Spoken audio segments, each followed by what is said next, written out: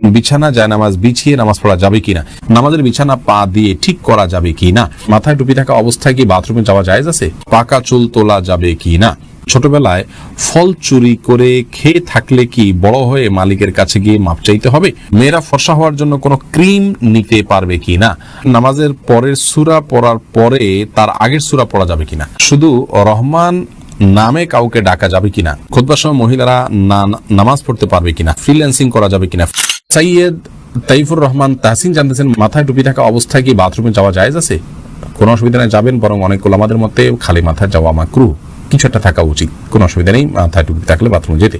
এনায়েতুল্লাহ মিশকাত জানতেছেন, শুধু রহমান নামে কাউকে ডাকা যাবে কিনা? না, উচিত নয়। রহমান এটা আল্লাহর নাম, অতএব শুধু রহমান নামে কারো ডাকা উচিত নয়। আব্দুল্লাহ অথবা আব্দুর রহমান এরকম ডাকবেন।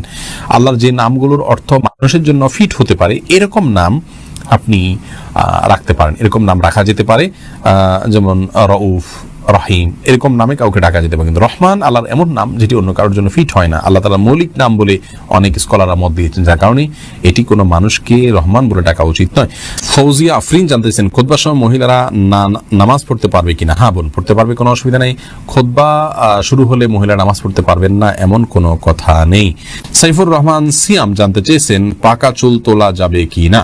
পাকা চুল আপনার একটা বা দুইটা হয়, সেটা তোলা উচিত নয়। কোনো কোনো হাদিসে নিষিদ্ধ রয়েছে, বিশেষ করে নিজের বয়স লুকানোর জন্য অনেকে কাজটি করে থাকেন, এটি না করাই উচিত। নূর আলম জিকু আপনি জানতে চেয়েছেন, মেয়েরা ফর্সা হওয়ার জন্য কোনো ক্রিম নিতে পারবে কি না?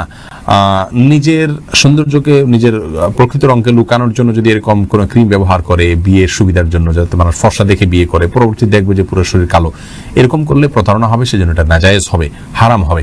আর এমনিতে নিজের রূপচর্চার অংশ হিসাবে যদি তিনি করেন, এখানে কাউকে প্রতারণা করার কোনো স্কোপই নেই। ধরুন বিয়ে হয়ে গেছে কথার কথা, অথবা বিয়ের এখনো আলোচনাই নেই, তো এই জায়গা থেকে জাস্ট নিজেকে সুন্দর হিসাবে প্রকাশ করার জন্য করছেন, তাহলে সেক্ষেত্রে এটা করতে পারেন। আর যদি এখানে ব্যাপক পরিবর্তন হয়, অর্থাৎ গোটা রংটাই টোটাল চেঞ্জ হয়ে যায়, তাহলে সেটা জায়েজ নাই, কারণ লা তাবদিলা লিখালকিল্লাহ, আল্লাহর সৃষ্টিতে পরিবর্তন করা জায়েজ নাই।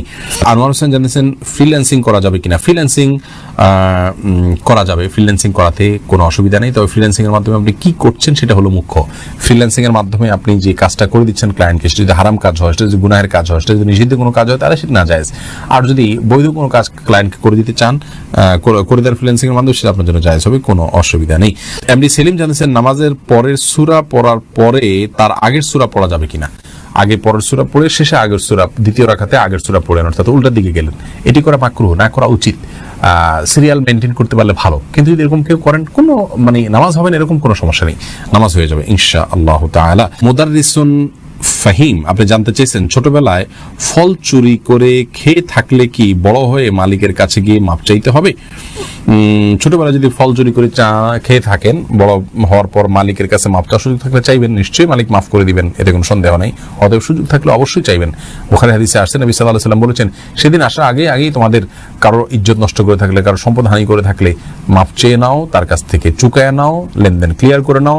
ওই দিন আসার আগে, যেদিন আল্লাহ রাব্বুল আলামিনের কাছে সবাই উপস্থিত হবে এবং কেউ কাউকে ছাড় দিবেই না, বরং সেদিন আমল ছাড়া আর কিছু দিয়ে পাওনা পরিশোধ করার কোনো সুযোগ থাকবে না। অতএব সুযোগ থাকলে অবশ্যই তার কাছে মাপ চেয়ে নেবেন আপনি। তাসলিমা আক্তার জানতেছেন, নামাজের বিছানা পা দিয়ে ঠিক করা যাবে কি না? নামাজের বিছানা পা দিয়ে ঠিক করতে কোনো অসুবিধা নেই। আলেয়া খানম জানতে চেয়েছেন, বিছানা জায়নামাজ বিছিয়ে নামাজ পড়া যাবে কিনা? বিছানা জায়নামাজ বিছিয়ে নামাজ পড়া যাবে, কোনো অসুবিধা